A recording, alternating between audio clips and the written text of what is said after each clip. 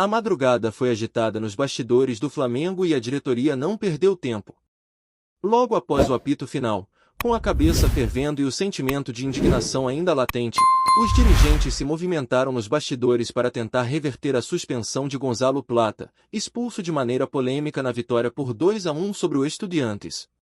E olha, quando a gente fala em polêmica, não é exagero. O que aconteceu no Maracanã foi escandaloso. Foi mais um capítulo vergonhoso da arbitragem sul-americana, que conseguiu transformar um jogo controlado pelo Flamengo em um verdadeiro campo minado. Tudo começou ainda no intervalo. Enquanto os jogadores se dirigiam ao vestiário, uma confusão se formou no túnel. Os atletas rubro-negros foram para cima do árbitro principal, inconformados com o que haviam acabado de presenciar. Segundo relatos do próprio Matias Vina, o quarto árbitro teria passado instruções diretamente ao técnico do Estudiantes. Isso mesmo. Ele teria dito algo como um tiro camisa 4 que ele tá batendo demais, vai acabar sendo expulso. Se isso for confirmado, é simplesmente gravíssimo. Isso compromete completamente a imparcialidade do jogo. É inadmissível que um membro da arbitragem tenha esse tipo de atitude, interferindo diretamente na estratégia de um dos times em campo. E esse foi só o começo. Dentro das 4 linhas, o que se viu foi uma arbitragem desastrosa, tendenciosa e completamente perdida. Arrascaeta sofreu uma falta clara na intermediária ainda no primeiro tempo que sequer foi marcada.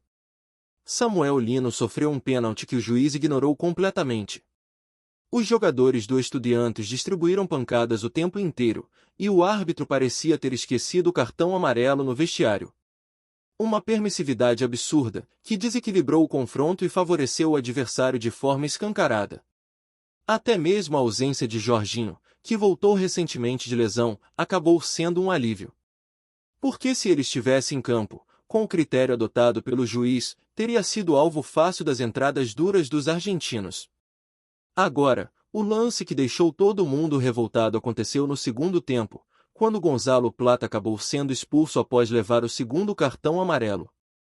E aí vem o detalhe: o árbitro foi esperto. Ao aplicar o segundo amarelo, ele escapou de qualquer revisão do VAR, já que o protocolo não permite a intervenção do vídeo nesse tipo de lance. O vermelho sai automaticamente, sem possibilidade de checagem. Só que o que revolta é que nem falta foi. Quem cometeu a infração foi o jogador do Estudiantes. O Gonzalo leva um chute na sola do pé após dar um tapa na bola. É lance claro. Está tudo na imagem. O atacante do Flamengo não oferece risco nenhum ao adversário. Não coloca a sola, não entra com força, não chega atrasado. Mesmo assim, o juiz resolveu expulsá-lo. Esse tipo de atitude, que beira o amadorismo, ou a má intenção, compromete a integridade da competição. O Flamengo perdeu o controle emocional depois desse lance. O time se abalou. E não é para menos. Sentir que você está sendo prejudicado dessa forma dentro da sua própria casa é de enlouquecer qualquer equipe. Pouco tempo depois, veio o gol do Estudiantes. E mais uma vez, a arbitragem falhou. No lance, a bola claramente bate na mão do jogador argentino antes de mudar de direção. Era para o VAR ter chamado, era para o gol ter sido anulado. Mas, novamente, o silêncio. A omissão. A passividade. Um erro atrás do outro, todos contra o Flamengo. A indignação tomou conta do elenco. Felipe Luiz, o técnico, foi para a coletiva e não poupou palavras. Disse o que todo mundo queria ouvir. Denunciou, criticou, bateu de frente com a arbitragem. Finalmente alguém com coragem para falar o que precisa ser dito. Os jogadores também se pronunciaram na zona mista, algo que é necessário. Por que não dá mais para aceitar esse tipo de roubo passivamente? Não dá para ficar calado enquanto a arbitragem sul-americana destrói o trabalho de um clube que investe pesado, que se prepara, que entra em campo para competir de igual para igual. E não é só desabafo não. O Flamengo vai agir. Ainda durante a madrugada, os dirigentes começaram a se movimentar para entrar com um pedido formal na Conmebol, buscando a anulação do segundo cartão amarelo de Gonzalo Plata. E para isso, o clube vai usar um precedente importante. Em 2018, o Cruzeiro passou por situação parecida. O Dedé foi expulso de maneira absurda em uma partida contra o Boca Juniors, e o clube mineiro recorreu à Conmebol. E adivinha? A entidade anulou a suspensão, e o zagueiro pôde atuar no jogo de volta. Então existe caminho, existe jurisprudência, existe margem para tentar reverter essa punição. O Flamengo pretende levar esse mesmo caso como referência, argumentando que o lance com Plata sequer deveria ter sido falta, quanto mais cartão. O tapa na bola é limpo, e o contato que acontece depois é do jogador do Estudiantes. É ele quem acerta a sola de Gonzalo, e não o contrário. Não há interpretação que justifique a expulsão. O clube entende que precisa fazer barulho. Não adianta soltar nota oficial e ficar esperando. Tem que ir para cima. Tem que pressionar. Se for preciso pegar um avião e ir até o Paraguai, bater na porta da Conmebol e mostrar os vídeos cara a cara, que assim seja. Porque do jeito que está, o Flamengo corre sério risco de ser novamente prejudicado no jogo de volta, lá em La Plata. E aí mora o perigo. Porque se em casa já foi esse escândalo, imagina fora. Por isso, a diretoria está tratando esse caso como prioridade. Não é só uma questão de justiça. É uma questão de sobrevivência na competição. Um erro como esse pode mudar completamente o rumo de um confronto decisivo. O Flamengo precisa ter seu elenco completo, precisa ter Gonzalo Plata à disposição. E mais do que isso, precisa mostrar que não vai aceitar calado esse tipo de manipulação escancarada. Precisa mandar o recado: aqui tem gente atenta, tem gente acompanhando, tem gente disposta a defender o clube com todas as forças. E apesar de todo esse caos, o time conseguiu sair do Maracanã com uma vantagem importante. 2-1 é um resultado que permite ao Flamengo jogar pelo empate na Argentina. Mas poderia ter sido mais. O início do jogo foi arrasador. Em apenas 10 minutos, o Mengão já tinha balançado a rede 2 vezes. Uma intensidade absurda, uma postura agressiva, exatamente o que se espera de um time que quer brigar pelo título da Libertadores. Se mantiver esse nível, se repetir esse início em La Plata, a classificação virá. Mas para isso, precisa de foco, frieza e, principalmente, precisa que o jogo seja limpo. Porque se for mais uma vez contaminado por erros de arbitragem, o esforço dentro de campo corre o risco de ser jogado fora. O Flamengo já viveu isso antes. Contra o Internacional nas oitavas, venceu o primeiro jogo por 1-0, e depois foi lá no Beira-Rio e fez 2. Mostrou que tem poder de decisão, que sabe jogar sob pressão. Então não tem nada perdido. Mas precisa se proteger. Precisa se blindar. O que aconteceu no Maracanã não pode se repetir. A torcida sabe disso.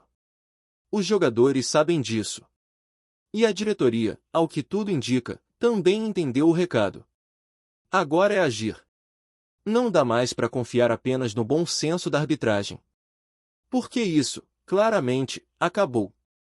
E é por isso que a reação do Flamengo não pode parar por aí. Se a diretoria realmente quiser proteger o clube e seus atletas, vai precisar fazer muito mais do que enviar ofício ou protocolar reclamação formal.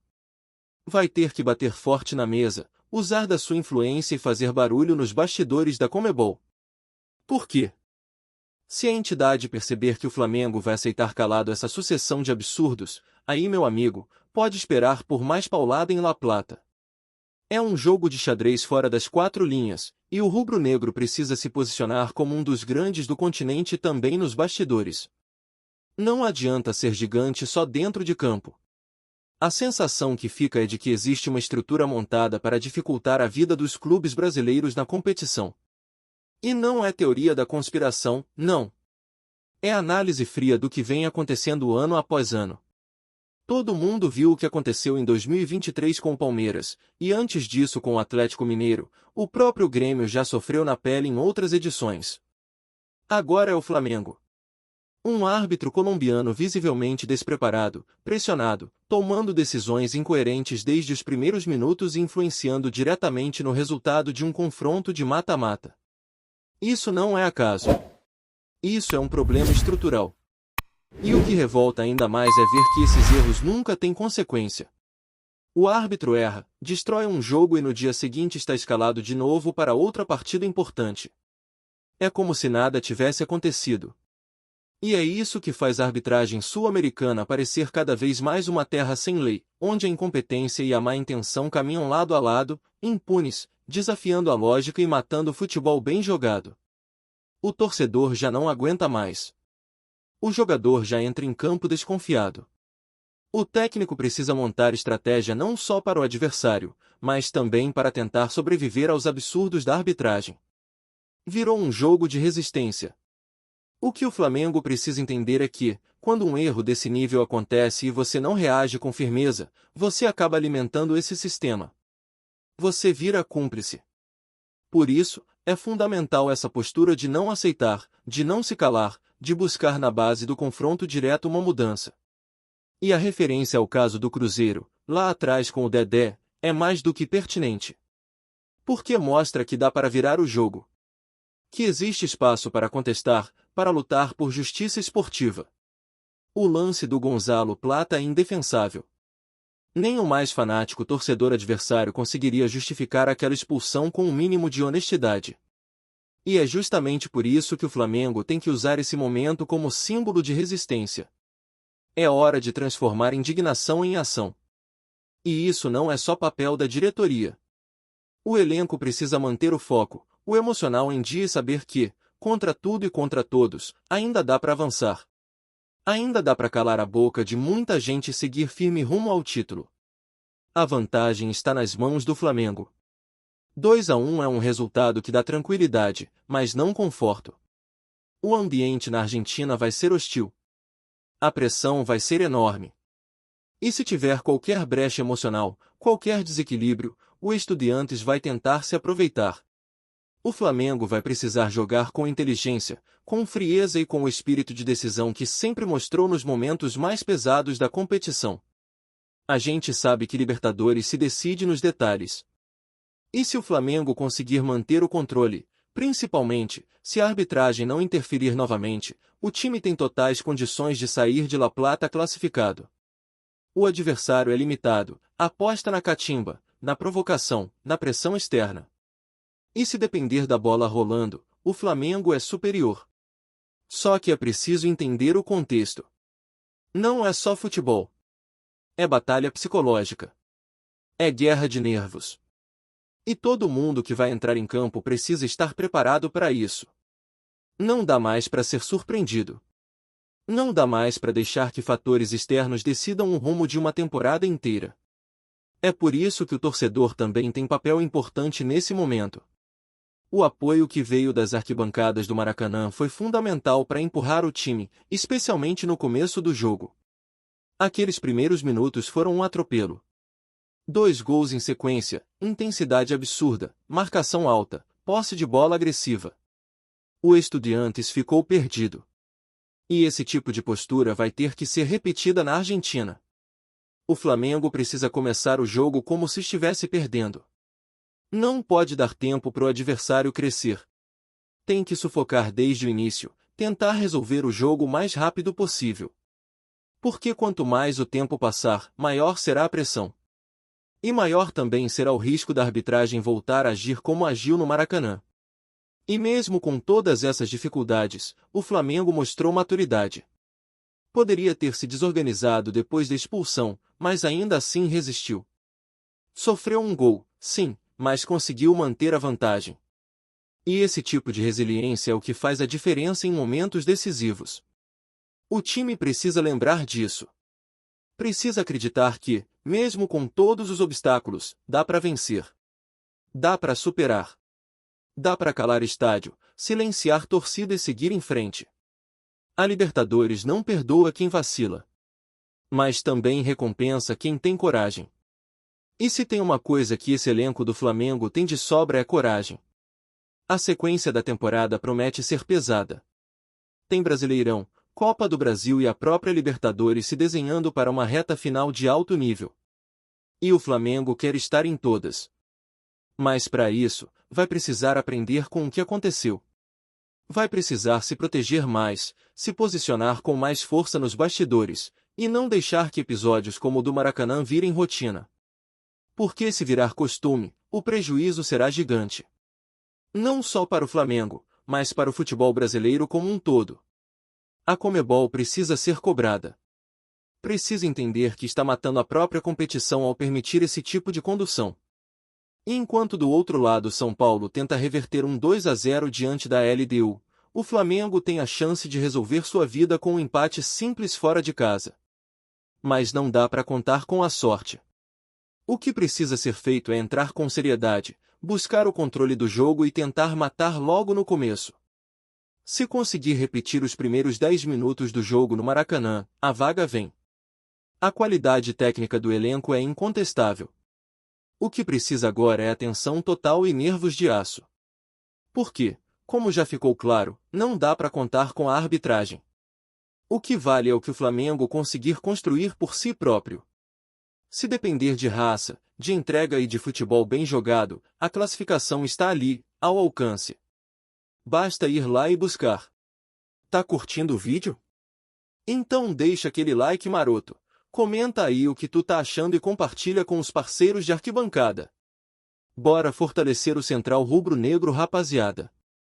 O Flamengo parece estar prestes a dar um dos passos mais comentados da temporada no mercado da bola. Nos últimos dias, os corredores do Ninho do Urubu têm fervilhado com conversas sobre reforços, mas nenhum nome chamou tanta atenção quanto o de Marcos Leonardo. O jovem atacante, destaque absoluto nas últimas temporadas, teria, segundo fontes não oficiais, confirmado sua chegada ao clube carioca, levantando uma verdadeira onda de expectativas entre a torcida. Ainda que o anúncio oficial não tenha sido feito, bastou uma declaração mais aberta do jogador para que os rumores se transformassem em assunto central nas redes sociais. Marcos Leonardo, conhecido por sua habilidade de finalização e presença diária, é visto por muitos como talento que poderia dar novo fôlego ao ataque flamenguista, já que o clube busca alternativas para reforçar o setor ofensivo. O burburinho é tanto que, mesmo sem contrato assinado publicamente, torcedores se aventuram em imaginar o jogador vestindo o manto sagrado ainda neste semestre. Fontes próximas ao atleta indicam que a negociação está avançada e que a vontade do próprio Marcos Leonardo de atuar no Flamengo pesou na decisão. O clube carioca, por sua vez, mantém um misto de cautela e entusiasmo, típico de bastidores e negociações que podem movimentar milhões e mudar o rumo de uma temporada inteira. O que chama atenção é a sinergia entre o perfil do jogador e o estilo ofensivo do Flamengo, veloz, oportunista e sempre buscando o gol, características que se encaixam perfeitamente no esquema tático que vem sendo trabalhado pelo técnico. Enquanto isso, a imprensa esportiva segue de plantão, tentando captar qualquer sinal que confirme oficialmente a transação. O clima de expectativa cresce a cada postagem nas redes sociais, com torcedores e analistas debatendo possíveis impactos. Alguns veem em Marcos Leonardo o futuro artilheiro do clube, enquanto outros lembram que a pressão de atuar em um gigante como o Flamengo é enorme. Entre rumores de salários, bônus e duração de contrato, uma coisa é certa: se a negociação se concretizar, o atacante vai se tornar assunto obrigatório nas mesas de bar, programas esportivos e grupos de WhatsApp, movimentando a narrativa do futebol brasileiro nos próximos meses. O que resta agora é aguardar os próximos capítulos dessa novela. Enquanto isso, a torcida se alimenta da esperança e do burburinho, imaginando quais jogadas, gols e dribles Marcos Leonardo poderá trazer para o Flamengo. Se confirmado, o clube certamente estará dando um sinal de força e ambição no mercado, reafirmando que busca manter sua tradição de protagonismo e olho atento a jovens talentos promissores. Até lá, cada declaração, cada postagem, cada rumor será observado com atenção redobrada, porque no futebol brasileiro, a expectativa muitas vezes é tão emocionante quanto o próprio jogo. É isso, família. Valeu demais por acompanhar até aqui. Se ainda não se inscreveu, tá moscando, hein? Ativa o sininho para não perder nenhum papo de Mengão Raiz. Aqui é Central Rubro-Negro, aqui é Flamengo até morrer. Tamo junto!